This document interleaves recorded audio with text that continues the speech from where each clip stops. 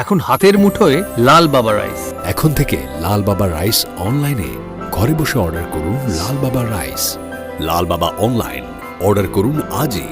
লাল বাবা রাইস, স্বাদ ও স্বাস্থ্য একসাথে পাবেন শুধুমাত্র লাল বাবাতে। স্বপ্নের কেরিয়ার গড়তে চান? আসুন যোগ দিন MCRS নলেজ ক্যাম্পাসে। পূর্ব বর্ধমানে অবস্থিত আমাদের ক্যাম্পাসে আমরা অফার করছি নার্সিং ও প্যারামেডিক্যাল কোর্স। সবুজ ঘেরা হাইটেক ক্যাম্পাস, সঙ্গে কলেজ সংলগ্ন অত্যাধুনিক হস্টেল। এখানে অভিজ্ঞ শিক্ষক ও শিক্ষিকারা আপনাকে আধুনিক চিকিৎসা পদ্ধতি ও প্রযুক্তির মাধ্যমে প্রশিক্ষণ দিচ্ছেন। আমাদের কোর্সগুলিতে আপনি পাবেন হাতে কলমে প্রশিক্ষণ এবং প্রয়োজনীয় দক্ষতা অর্জনের সুযোগ। বিশ্বমানের পরিকাঠামো ও সুবিধা আপনার শিক্ষা জীবনকে করবে আরো সুন্দর ও সহজ। আপনার স্বপ্নের ক্যারিয়ার শুরু হোক এইখানে, MCRS নলেজ ক্যাম্পাসে। MCRS নলেজ ক্যাম্পাস, আপনার ভবিষ্যতের পথপ্রদর্শক। মুক্ত হও ডিজিটাল মিডিয়ায় আমরা আজকে এখন অ্যাথলেটিক্স নিয়ে আলোচনা করব। আমাদের মধ্যে রয়েছেন একজন অ্যাথলেট, যিনি বর্তমান সময়ে বয়স ভিত্তিক প্রতিযোগিতা যেগুলো আছে সিনিয়রদের জন্য, সেই প্রতিযোগিতায় উনি নাম দিচ্ছেন এবং বেশ কয়েক বছর ধরে উনি সাফল্য পাচ্ছেন। তার কাছ থেকেই আমরা ওনার যে সাফল্য, উনি কীভাবে প্রস্তুতি নিচ্ছেন, এই বিষয়ে সংক্ষেপে আলোচনা করব। আমাদের মধ্যে রয়েছেন অরূপ সাহা। অরূপবাবু নমস্কার। নমস্কার। হ্যাঁ, অরূপবাবু, আপনি কত বছর বয়স থেকে এই অ্যাথলেট যে আপনার অনুশীলন এটা শুরু করেছিলেন? মানে এটা কি একদম প্রথম শুরু থেকে বলবো না বর্ধমানে আসার?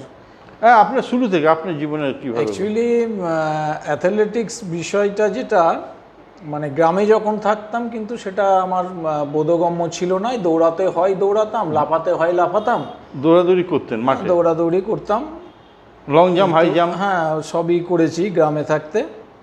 কিন্তু বিষয়বস্তুগুলো মানে এটার যে অনেক ভাস্ট একটা যে পরিকল্পনা, সেটা আমি কিছুটা উপলব্ধি করলাম বর্ধমানে এসে। তারপরে বর্ধমানে মোটামুটি প্রতিযোগিতামূলক যে সমস্ত প্রতিযোগিতামূলক অনুষ্ঠানগুলো হতো, সেখানে আমি অংশগ্রহণ করেছি। আপনার কত সালে, আপনার তখন কত বয়স? আমার তখন বয়স ওই ধরুন, আমি তো 93-তে বর্ধমানে এসটি জয়েন করেছি চাকরি সূত্রে আমি। তো ওই 96-97 থেকে আমার শুরু হয়। তখন আপনার বয়স কত? তখন কত বয়স হবে, ওই 36 কি 37 এরকম। ওই সময় থেকে প্রতিযোগিতা শুরু করলেন? হ্যাঁ, ওই বর্ধমানে প্রতিযোগিতা শুরু করেছি আমি। আচ্ছা, ওইগুলো কি বয়স ভিত্তিক ছিল যে এত বছর ঊর্ধ্বে? হ্যাঁ হ্যাঁ, ওটাও বয়স ভিত্তিক ছিল। সেটা প্রথম প্রতিযোগিতায় কোথায় পুরস্কার পেয়েছিলেন? আমাদেরই বর্ধমানেরই স্পন্দন স্টেডিয়ামে। সেখানে পুরস্কার পেয়েছিলেন? হ্যাঁ, সেখানে পজিশন পেয়েছিল। ওটাও 100 মিটার ছিল, 200 ছিল আর লং জাম্প ছিল। কটা পুরস্কার পেয়েছিলেন? আমি ওটাতে দুটো পেয়েছিলাম, লং জাম্প এবং 100 মিটারে। ওইটা থেকেই কি আপনার উৎসাহটা বেড়ে গেল? হ্যাঁ, আমি তো প্রথমেই বললাম যে বর্ধমানে এসে অ্যাথলেটিক্সটার বিষয়বস্তুগুলো মানে আমার অনেক জেনেছি, অনেক। মানে ওইখানে পুরস্কার পাওয়ার পর আপনি মনে করলেন যে আপনি কিছু একটা করতে পারেন? হ্যাঁ, মানে অ্যাথলেটিক্সটার উপরে একটা ভালোবাসা জন্মায়। হ্যাঁ, এবং তারপরেই আস্তে এই ক্ষেত্রে আপনার স্ত্রীর উৎসাহ কতটা ছিল? না, বাড়ির কারুর কোনোদিন আপত্তি নেই আমার খেলাধুলা। উৎসাহ কতটা ছিল আমি বলতে? উৎসাহ তখনও ছিল, এখনো আছে। মানে আপনার স্ত্রীর অনুপ্রেরণা আছে? অবশ্যই আছে। আচ্ছা, একটা কথা, আপনি যে স্কুলে আপনি এই যে আপনার পুরস্কার, আপনি বিভিন্ন জায়গায় যান, এর থেকে আপনার স্কুলের ছেলেদের মধ্যে কি একটা অনুপ্রেরণা খেলার প্রতি, দৌড়ের প্রতি আসছে? ছেলে মেয়েদের ছাত্রছাত্রী অনুপ্রেরণা বলতে যে আপনার স্কুলে যে আপনার যে অ্যাচিভমেন্টগুলো তো তারা জানছে? হ্যাঁ, সব জানছে, শুনছে, দেখছে, সবই করছে। কিন্তু তার থেকে কি তাদের মধ্যে এইটার প্রতি অনুপ্রেরণা, আমরা একটু দৌড়বো বা শিখবো? তাদের অনুপ্রেরণাটা থেকে আমাদেরকেই একটু সাপোর্ট দিতে হয়। কারণ আপনার তাদেরকে স্কুলে খেলাধুলো শেখাবার পরিকাঠামো কেমন আছে? স্কুলে আছে যথেষ্টই পরিকাঠামো আছে, এবং ছেলেমেয়েরা খেলাধুলোর সঙ্গে যুক্তও আছে। পারুক না পারুক তারা কিন্তু পার্টিসিপেট করে, এই অ্যাথলেটিক্সেই বলুন আর ফুটবলেই বলুন, ভলিবলেই বলুন। আচ্ছা, তারপরে এটা তো অনেক দিন আগে বললেন, তারপরেও তো আপনি অনেকবার বর্ধমানে পুরস্কার পেয়েছেন বললেন, তারপরে বর্ধমানের বাইরেও অনেক জায়গায় পুরস্কার পেয়েছেন, সেইগুলো যদি একটু সংক্ষেপে বল, বিভিন্ন জায়গায় বিভিন্ন রকম কি অভিজ্ঞতা? অ্যাকচুয়ালি এই বয়স ভিত্তিক যে অংশগ্রহণ করছি ভেটারেন্স অ্যাথলেটিক্স, তো এইখানে ঢোকার একটা মানে এন্ট্রি নেওয়ার একটা বিষয় থাকে, সেটা বর্ধমানেরই একজনের মাস্টারমশাই, তার হাত ধরেই আমি ওই অ্যাসোসিয়েশনের সঙ্গে যুক্ত হই। ওনার নামটা? ওনার নাম হচ্ছে কি ভুলে যাচ্ছি, অজয় মণ্ডল কাটোয়ার। আর আমাদের বর্ধমানের উনি মারাও গেছেন, রানীগঞ্জে টিচারই করতেন। আমি নাম মনে পরে বলবেন। সেটা হচ্ছে কানাইলাল শেঠ। আচ্ছা, কানাইবাবু। উনিও ফিজিক্যাল এডুকেশন টিচার। ওনার হাত ধরেই আমার এই বেঙ্গল মাস্টার্স অ্যাসোসিয়েশনের সঙ্গে যুক্ত, তারপর থেকে চলছে এই যে। আচ্ছা, আপনি এত জায়গায় গেছেন, কোন মাঠে কোন প্রতিযোগিতায় সবথেকে আপনার ভালো পরিবেশ মনে হয়েছিল? আমার সবথেকে ভালো লেগেছে একটা ন্যাশনাল হয়েছিল তামিলনাড়ুতে, তামিলনাড়ুর আন্না স্টেডিয়াম। ওখানকার পরিবেশ এবং ওখানকার যে অ্যাসোসিয়েশন যারা অর্গানাইজার, মাঠ, সবটাই আমার ভালো লেগেছিল। আপনারা এখান থেকে গেছেন পূর্ব এই দিককার যে মানুষ, তাদের খাওয়া দাওয়াটা একটু অন্যরকম। আমাদের পশ্চিমবঙ্গ, আসাম, ত্রিপুরা বা উড়িষ্যা, আপনাদের খাওয়া দাওয়ার ব্যাপারগুলো কি ওখানকার অর্গানাইজার একটু অন্যরকম? সমস্তটাই মানে যে স্টেটের না, যে স্টেটের যেরকম সেরকম খাবার দাবার ওরা প্রোভাইড করেছিল। এই জন্যই বলছি যে তামিলনাড়ুর এই জায়গাটা গিয়ে আমার খুব ভালো লেগেছিল। সেখানে আপনার পজিশন কি? ওখানেও পজিশন ছিল আমার 100, 200, হাই জাম্প, লং জাম্প এবং 4x100 রিলে, সব কটাতেই পজিশন পেয়েছিলাম আমি। আচ্ছা, রিলে আপনি যখন করেছেন, যাদের সঙ্গে রিলে রেস করেছেন তাদের সঙ্গে কি একসঙ্গে প্র্যাকটিস হয়েছে? না, ওটা তো সুযোগ হয় না, বিভিন্ন জন বিভিন্ন জায়গাকার। মোটামুটি ওখানে গিয়ে প্র্যাকটিস হয়েছে? ওখানে গিয়ে একটু ব্যাটন চেঞ্জ হয়, করে নিতে হয় ব্যাটন চেঞ্জটা, একটুখানি প্র্যাকটিস করে নিতে হয়। অ্যাকচুয়ালি বিভিন্ন জন বিভিন্ন জায়গা থেকে, আর মোটামুটি সিলেক্ট করা হয় যারা শর্ট রানার, যারা ভালো, তাদেরকেই সিলেক্ট করা হয়। তার মধ্যে আমিও, আমাদের যিনি হেড তিনি আমাকে চয়েস করেছিলেন, তো আমরা ওখানে 4x100 মিটারে গোল্ড পেয়েছিলাম। আর কোথাও যদি অভিজ্ঞতা কিছু থাকে, মানে বাইরে গেছিলেন? আর অভিজ্ঞতায় রিসেন্ট গেছিলাম একটা ফার্স্ট সাউথ এশিয়ান। কত তারিখে? গত নভেম্বরে। আচ্ছা, আপনার ওটা ছিল ম্যাঙ্গালোরে। আচ্ছা। এখানেও এদের ব্যবস্থাপনা এবং মাঠ সবটাই ভালো লেগেছে। এগুলো কি নিজের খরচায় যেতে হচ্ছে না আপনি? একদমই নিজের খরচায়, সম্পূর্ণটা নিজের খরচা। যাতায়াতটা সম্পূর্ণ নিজের খরচা? সব। আচ্ছা, আপনি যখন পজিশন পাচ্ছেন তখন কি কোনো প্রাইজ মানি আছে? না, একদমই নয়। যাতায়াতের খরচাটা কিন্তু আপনার উঠছে না পজিশন করলেও? না, সম্পূর্ণ খরচাটাই, যে ওই জন্যই তো ভেটারেন্স অ্যাথলেট, সম্পূর্ণটাই আমাদের নিজেদেরকে দিতে হয়। এন্ট্রি ফি, যাতায়াতের ভাড়া, থাকা, খাওয়াটা তো খাওয়াটা অর্গানাইজাররা যদি ব্যবস্থা করে থাকে তাহলে সেখানে খাওয়া দাওয়াটা ফ্রি পাওয়া যায়। এমন জায়গা গেছেন যেখানে নিজের টাকা খেতে হয়েছে, সেরকম হয়েছে? হ্যাঁ, বলুন আরেকবার। আপনি প্রতিযোগিতায় গেছেন কিন্তু খাওয়া দাওয়ার ব্যবস্থাটা নিজের টাকায় করতে হয়েছে, এরকমও হয়েছে? না, সেরকম এখনো হয়নি। এবার ধরুন অর্গানাইজার একটা খাবার, সেটা ঠিক আছে, সেটা হতেই পারে। হ্যাঁ, এবার সেটা তার বাইরে সেটা হতে পারে। এই যে আপনি করছেন, তার মানে নিজের টাকা দিয়ে করছেন একটা প্রাইজ। আপনি যখন একটা সাফল্যের জায়গায় যাচ্ছেন তখনও কিন্তু সে আপনার যাতায়াতের টাকাটা, কিন্তু এটা তো সবার পক্ষে সম্ভব নয়। না, অবশ্যই নয়, সবার পক্ষে সম্ভব নয়, ঠিকই বলেছেন।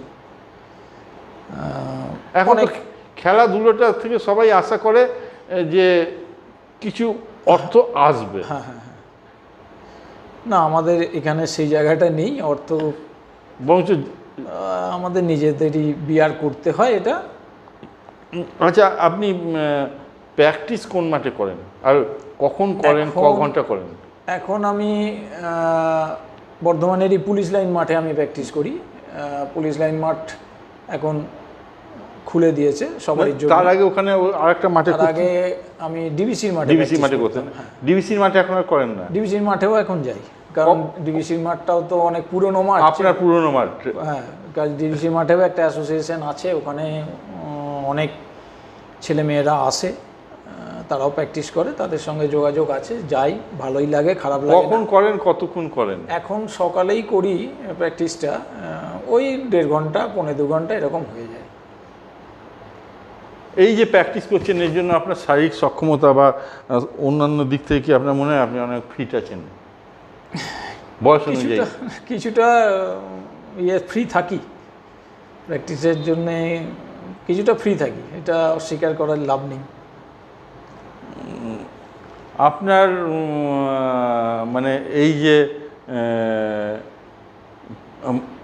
এই বয়সে এসে করা, আপনার কি মনে হয় ছোট বয়স থেকে যদি আপনি বর্ধমান শহরে বা সেরকম কোনো শহরে ভালো ছোট বয়স থেকে, অন্তত যখন আপনি ক্লাস 3-তে পড়েন, ক্লাস 4-এ পড়েন, তখন থেকে যদি একটা সুন্দর পরিকাঠামো একাডেমি পেতেন, তাহলে আপনার মধ্যে যেহেতু আছে প্রতিভাটা, বেশি বয়সে এসে দেখা যাচ্ছে, কিন্তু প্রতিভা তো আছে, আপনার জোরে দৌড়বার ক্ষমতা আছে, জোরে দৌড়বার আপনার ক্ষমতা আছে, সেই ক্ষমতাটা এসে আপনি বুঝতে পারলেন বা সবাই বুঝতে পারলো যখন আপনার বয়স 36 বছর হয়ে গেছে।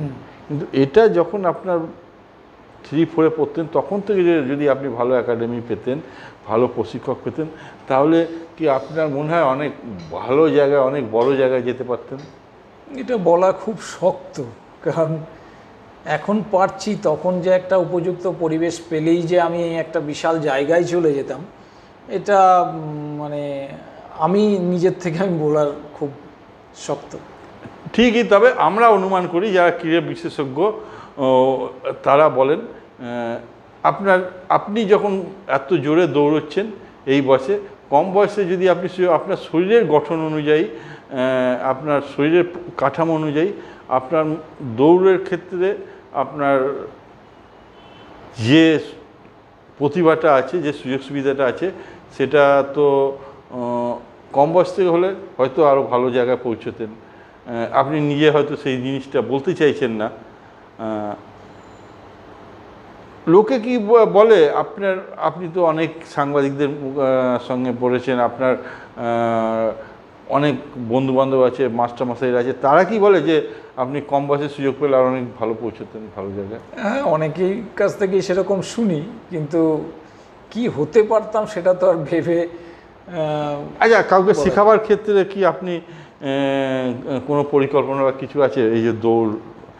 না, অ্যাকচুয়ালি ব্যাপার হচ্ছে, দেখুন, অ্যাথলেটিক্স জিনিসটা কিন্তু খুব একটা ছেলে খেলা জিনিস নয়, অনেক কিছু জানতে হয়। হ্যাঁ, তো আমি তো একজন অ্যাথলেটিক্স কোচ নই, তবে প্রাইমারি যেটুকু একজন উৎসাহ দেওয়ার ক্ষেত্রে যেটুকু করার, বা একজনকে ফিজিক্যালি ফিট রাখতে গেলে যেটুকু দরকার, সেটুকু অভিজ্ঞতা আছে, সেটুকু দেওয়া যেতে পারে।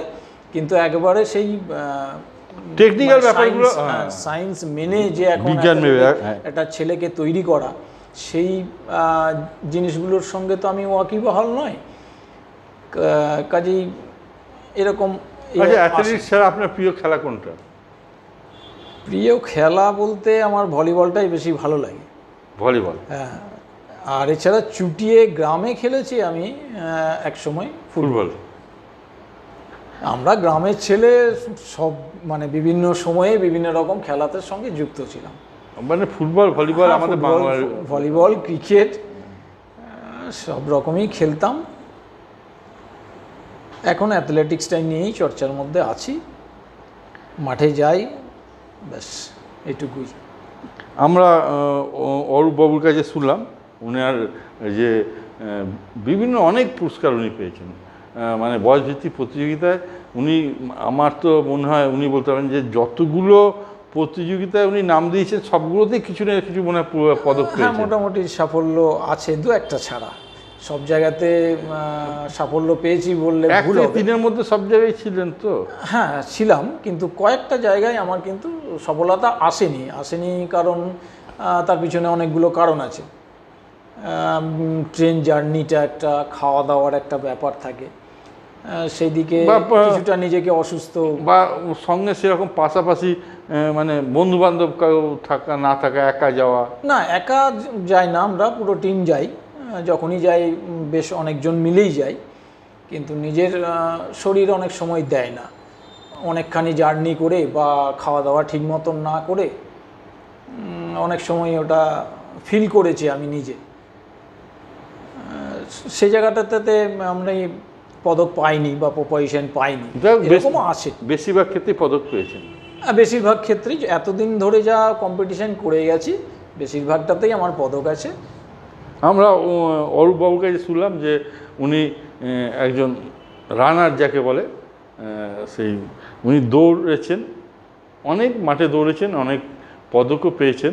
আমাদের বর্ধমানের উনি মাস্টারমশাই, স্কুলের শিক্ষক।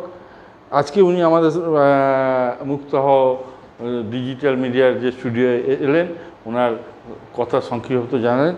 আপনাকে অর্ব নমস্কার, ধন্যবাদ। ধন্যবাদ।